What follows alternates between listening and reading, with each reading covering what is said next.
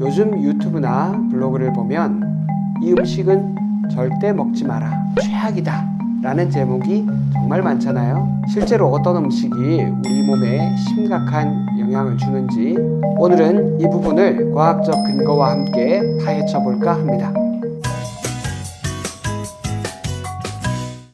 안녕하세요. 행복한 H병원 행복한 의사 김정훈입니다.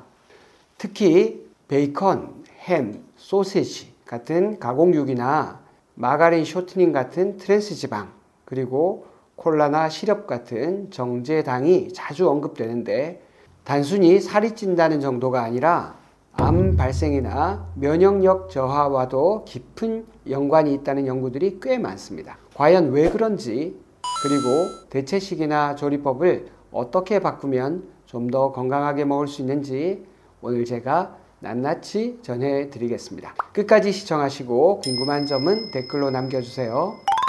최악의 음식이라는 말, 과장일까요? 사실 최악의 음식이라는 표현이 좀 자극적일 수 있습니다. 개인별 체질 또는 기저질환, 섭취량이나 빈도, 조리법 이런 여러 가지 요소에 따라서 같은 음식도 영향이 달라집니다. 하지만 일반적으로 의학계에서 가장 문제가 된다, 강력히 제한을 권하는 그런 음식들은 세 가지 정도로 나눠볼 수 있습니다. 첫 번째가 햄, 소세지, 베이컨과 같은 가공육이고요. 두 번째가 마가린, 쇼트닝, 페스트리 같은 트랜스 지방을 포함하는 식품입니다. 세 번째는 탄산음료, 설탕, 시럽, 과자류, 이런 과당, 당류가 많이 들어간 그런 식품이죠. 오늘은 이 세 가지가 왜 위험한지, 암이나 면역과는 어떤 연관이 있는지 자세히 말씀드리도록 하겠습니다. 세계보건기구 산하의 국제암연구소는 2015년에 가공육을 1군 발암 물질로 분류했습니다. 특히 베이컨, 소시지, 햄처럼 보존료, 아질산염 등을 쓰는 육류 가공품은 대장암 위험을 증가시킨다고 명시했죠. 트랜스 지방도 심근경색, 뇌졸중과 같은 심혈관 계통의 질환 위험성을 높이고 일부 연구에서는 염증 반응을 촉진해서 암세포 성장에도 간접적인 영향을 준다고 합니다. 그리고 당류가 지나치게 많아지면 혈당 스파이크가 잦아지고 인슐린 저항성이 생기면서 만성 염증이 더욱 진행될 가능성이 높아집니다. 이 모든 과정을 통해 면역력이 떨어지고 암 발생 위험이 높아지는 것으로 추정되고 있습니다. 가공육의 문제. 국제암연구소 발표에 따르면 매일 50g 정도의 가공육을 꾸준히 섭취할 경우 대장암 위험이 약 18% 증가한다는 통계가 있죠. 이런 이유는 가공 과정에서 사용하는 아질산염이나 질산염 등의 방부제가 위장관 내에서 N-니트로소 화합물을 만들 수 있기 때문입니다. N-니트로소 화합물은 발암 가능성이 있는 물질로 잘 알려져 있죠. 포화지방 그리고 소금의 과다 문제. 가공육에는 포화지방 함량이 일반 육류보다 더 높은 경우가 많고 보존과 풍미를 위해 소금을 다량으로 넣기 때문에 염분 섭취 문제도 생깁니다. 결국 심혈관 질환 위험, 고혈압, 신장 기능 저하까지 종합적으로 건강을 악화시키죠. 면역학적으로 보면 지나친 포화지방과 소금은 만성염증을 유발하고 암세포를 감시해야 할 면역체계가 과부하 상태에 빠지게 되는 그런 위험이 있습니다. 어느 정도가 위험량인가? 사실 딱 이만큼 먹으면 위험, 안 먹으면 안전, 이런 아주 명확한 구분이 있지는 않습니다. 다만 WHO에서는 가급적 최소화가 좋다 이렇게 말하고 있습니다. 한 달에 몇 번 정도 맛보는 수준이라면 크게 문제가 안 될 수도 있지만 하루 걸러 한 번씩 소시지, 햄이 들어간 그런 음식들, 예를 들자면 피자, 햄버거, 샌드위치 이런 거를 자주 드신다면 주의를 하셔야 한다고 보고 있습니다. 환자분 중에 아침마다 햄이나 베이컨을 구워서 먹고 점심에 소시지 반찬을 즐기고 저녁에 회식으로 가공육, 즉 소시지나 햄과 같은 안주를 드시는 분들이 있는데 건강검진에서 대장 용종이 수차례 발견되었고 콜레스테롤과 중성지방도 크게 올라갔습니다. 너무 과도하게 가공육을 섭취하지 않도록 습관을 바꾸시는 게 가장 중요합니다. 트랜스지방이란, 트랜스지방은 식물성 기름을 고체 형태로 만들기 위해서 수소를 첨가하는 공정에서 만들어지는 지방입니다. 마가린, 쇼트닝, 파이, 도넛, 패스트푸드 등에 많이 들어가 있죠. 일단 맛과 식감이 좋고 보관성이 좋아서 식품업계에서 아주 오랫동안 애용했죠. 그런데 트랜스지방이 LDL을 높이고 HDL은 낮춰서 심근경색, 뇌졸중 위험을 크게 높인다고 하버드 대학교 보건대학원의 윌렛 연구진이 2006년도에 트랜스지방 섭취와 심장질환 위험성을 논문에 발표를 했습니다.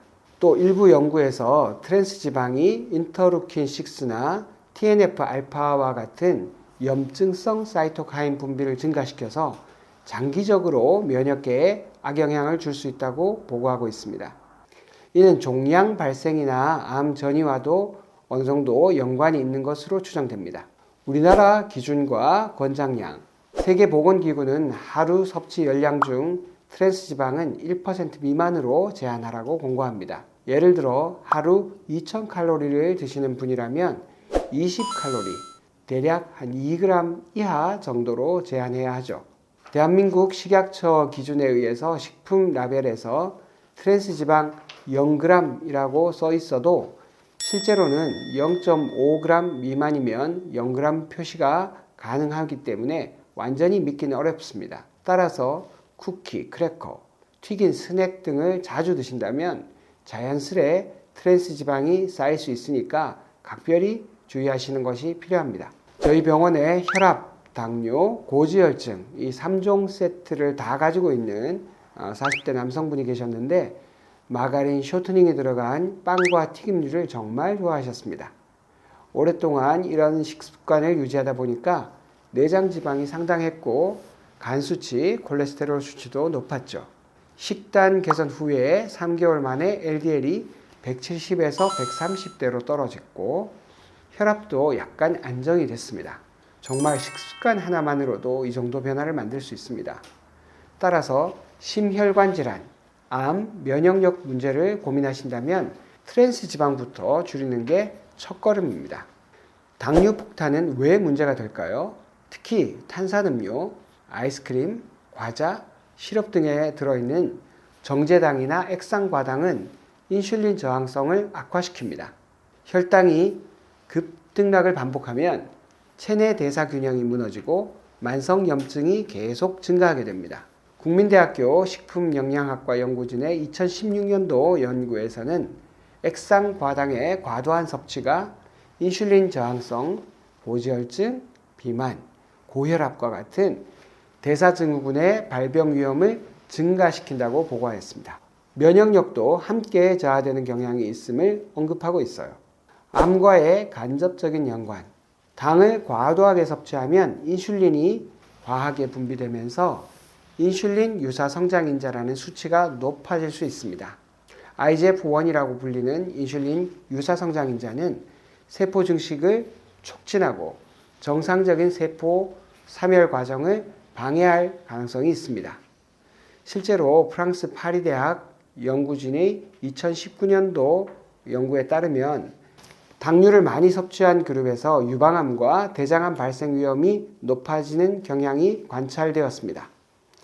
또한 100% 과일 주스의 섭취조차도 암 발생 위험과 양의 상관관계를 보였습니다. 즉 단순당을 지속적으로 과잉 섭취하면 대사 균형이 무너지고 만성염증이 증가할 수 있습니다. 물론 설탕이 직접 암을 유발한다고 단정지을 수는 없지만 장기적으로 대사를 교란시키고 염증 반응을 계속 유발해서 암 발생 위험을 높일 가능성이 있다고 해석합니다. 면역력 저하기 전 지속적인 고당류를 섭취한다면 장내 미생물 환경이 악화되고 염증성 사이토카인이 늘어나면서 면역세포가 자기 본연의 역할, 암세포를 감시한다든지 바이러스나 세균 등을 방어하는 데 집중하지 못할 수 있습니다. 그래서 암 환자나 면역이 떨어지신 분들에게는 단순당을 최대한 줄이자고 권고하는 겁니다. 달달해야 스트레스를 푸는데 이런 말씀을 하시는 분들이 많겠지만 과일이나 자연상태 과당이면 몰라도 콜라나 시럽, 사탕 등은 정제단 폭탄과 같습니다. 이런 정제단 폭탄은 늘 조심해야 하죠. 식습관 개선으로 암 면역력 지키기. 지난 영상에서도 언급을 했지만 지중해식 식단이나 대시 식단은 과학적으로도 암 또는 심혈관 질환 예방에 유익하다는 자료가 많이 있습니다. 채소나 과일, 통곡물, 등 푸른 생선, 올리브유와 같은 닭과 불포화, 단일 불포화 지방 위주의 식재료를 쓰고 소금과 당류, 트랜스지방, 가공육 이런 것들은 최소화하는 식단을 말하죠. 한꺼번에 완벽하게 다 바꾸긴 어려워도 일주일에 3끼, 4끼 정도만이라도 가공육 대신에 생선 그리고 튀김 대신에 찜이나 구이로 전환해 보시면 도움이 될 겁니다. 그런데 지중해식 식단은 우리가 알고 있는 것 같이 채소, 과일, 그리고 통곡류, 올리브유 이런 것만이라고 이제 알고 있는데 실제 지중해에서 곡류보다는 육류를 훨씬 많이 드시고 육류도 이쪽 지방에서는 다 방목하는 것이죠. 밀실에서 가두어서 그렇게 키우는 방식은 아닙니다. 그러니까 건강한 육류, 주로 밖에서 풀을 뜯어먹고 사는 좋은 육류, 양이나 염소와 같은 그런 육류들을 많이 드시는데 그것이 지중해 식단을 더 풍성하게 만들고 실제로 이분들이 무병장수를 돕고 있다는 연구가 또 있습니다. 그러니까 우리가 생각하는 것처럼 단순히 통곡류나 올리브만 드신다고 해서 완전한 지중해식 식단이라고 할 수는 없습니다. 건강한 육류를 드시는 것도 좋은 방법이라고 생각합니다. 간단하게 대체하는 방법을 한번 살펴보겠습니다. 가공육은 정말 좋지 않죠. 그러니까 닭가슴살이나 두부, 생선과 같은 건강한 단백질로 바꿔보시고요. 버터, 마가린 안 되죠. 올리브유나 아보카도 오일을 쓰시는 것이 좋고 탄산음료 안 되죠. 탄산수에다가 레몬이나 무가당 음료를 드시는 것이 좋겠죠. 그리고 과자와 빵과 같은 그런 간식류를 피하시고 견과류와 과일 위주로 드시는 것이 좋습니다. 이렇게 작게라도 음식을 건강한 것으로 자꾸 바꾸는 습관이 쌓이면 체중 조절과 염증 감소, 궁극적으로 면역력 향상에 기여할 수 있습니다. 암 환자의 영양 관리. 암 환자분들은 항암 과정에서 식욕이 떨어지거나 특정 음식만 땡기는 경우가 있습니다. 이때 당을 빠르게 보충해야 한다며 과자나 단 음료로 칼로리를 채우면 영양 밸런스가 더 무너집니다. 되도록이면 병원 영양사와 상의해서 맞춤형 식단을 짜고 필요하다면 단백질 파우더나 영양 보충 식품을 활용해 보시는 것이 좋습니다. 저희 행복한 H병원 통합암면역센터에서도 내과 영양팀과 협진해서 가공육이나 트랜스지방, 과당을 줄이면서도 암 환자의 단백질, 비타민, 무기질을 충분히 채우는 식단을 제시하고 있습니다. 결국 먹지 않고 굶는 게 아니라 올바르게 대체해서 먹는 것이 핵심입니다. 여기서 중요한 내용이 있습니다. 암 환자분들은 엄격하게 암을 더 성장시키는 음식을 피하고 그리고 내 몸에 좋은 것만 챙겨 먹으면 가장 좋습니다. 그런데 항암할 때나 또는 방사선 치료를 할 때는 아무것도 먹고 싶지가 않아요. 어떤 환자분들은 거의 열흘간 식음을 전폐하다시피 합니다. 그런 상황에서 야채나 신선한 과일로만 음식을 드시려고 한다면 오히려 더 밸런스가 무너질 수 있습니다.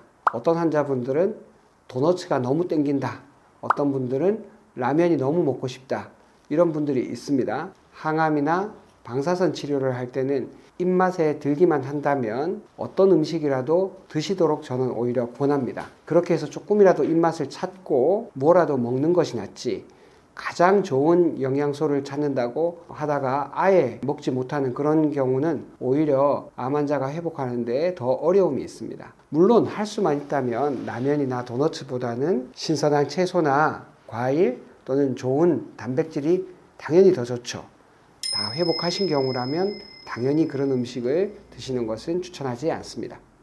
제가 치료했던 60대 남성분은 대장암 2기로 수술 후 보조 항암을 진행 중이었는데 원래 햄, 베이컨을 매일 아침 식사로 드셨고 점심 때는 시럽을 추가해서 카페라테를 하루에 2잔 이상씩 마셨습니다. 수술 후에도 이 습관을 못 고치니까 체중은 줄어들지만 중성지방과 염증 수치는 계속 높더라고요. 영양 상담을 통해서 가공육을 생선이나 두부, 계란으로 대체하고 음료도 커피나 탄산수로 바꿨습니다. 이때 아메리카노도 직접 짜서 먹는 아메리카노보다는 드립 커피가 훨씬 낫습니다. 아메리카노는 여전히 콩기름이 남아있는데 반해서 드립 커피를 쓰신다면 거름종이에 안 좋은 콩기름이 어느 정도는 걸러지기 때문에 특히 대장암이 있는 분들이라면 아메리카노보다는 드립 커피를 드시기를 추천합니다. 이렇게 하니까 항암 중간에 체력이 좀 더 좋아지셨고 면역세포 수치도 별로 떨어지지 않았습니다. 암 치료에 있어서 식습관은 보조 요소로 생각하기 쉽지만 사실은 거의 주치료만큼이나 굉장히 중요한 하나의 축이라고 할 수 있습니다. 한 달에 한두 번쯤은 햄버거, 피자 먹어도 되나요? 물론 절대 금기라기보다는 빈도와 총량의 문제입니다. 한 달에 몇 번 모임이 있다거나 또는 파티를 갔다. 그때 좀 드시는 정도는 괜찮지만 주 2회, 3회 이렇게 드신다면 문제가 되죠. 그리고 피자, 햄버거를 드시더라도 베이컨, 소시지 이런 토핑을 줄이거나 채소 토핑이 많은 버전을 선택하는 방식으로 조절하시는 것이 좋습니다. 국내산 햄 소시지는 괜찮나요? 수제 햄이면 안전하다는 말도 있던데. 수제 햄이라도 염분과 아질산염이 어느 정도 들어갈 수밖에 없습니다. 무첨가 제품이라 해도 보존 목적의 성분이 조금씩은 들어가 있을 가능성이 높고 포화지방 함량도 좀 높죠. 그래서 완전히 안전하다고 볼 수는 없고 어느 업체 제품이든 섭취량을 줄이는 편이 바람직합니다. 트랜스 지방 0g 표시된 과자면 안심해도 되나요? 아니죠. 아까 말씀드렸는데 0.5g 미만이면 법적으로 0g 표기가 가능합니다. 그래서 과자 여러 봉지를 먹는다면 0.3, 0.4g씩 트랜스 지방이 쌓여서 결과적으로는 트랜스 지방이 꽤 높아질 수 있습니다. 게다가 그런 제품들은 정제당이나 나트륨도 높은 경우가 많습니다. 그래서 0g 표기가 무해하다 이렇게 믿고 과자, 쿠키를 제한 없이 드시는 것은 안 될 일입니다. 당류를 줄이려면 커피까지 끊어야 하나요? 블랙커피 자체는 문제가 없습니다. 오히려 항산화 효과도 좀 있죠. 다만 시럽이나 설탕, 크림 등을 추가하는 이 추가 재료들이 문제가 됩니다. 라떼라든지 믹스커피 대신에 아메리카노 혹은 우유만 살짝 넣은 라떼를 드시는 것을 추천드립니다. 아까도 말씀드렸지만 드립 커피를 쓰신다면 좋지 않은 지방도 어느 정도는 거를 수 있기 때문에 더 추천할 만합니다. 이렇게 드신다면 첫 맛이 좀 밋밋할 수는 있지만 익숙해지면 달달한 걸 넣지 않아도 충분히 즐길 수 있습니다. 암 환자나 면역 저하자는 과일도 당이 높아서 안 좋지 않나요? 과일에는 비타민, 식이섬유, 그리고 항산화 물질로 분류되는 파이토케미칼 등이 아주 풍부합니다. 정제당보다는 훨씬 낫습니다.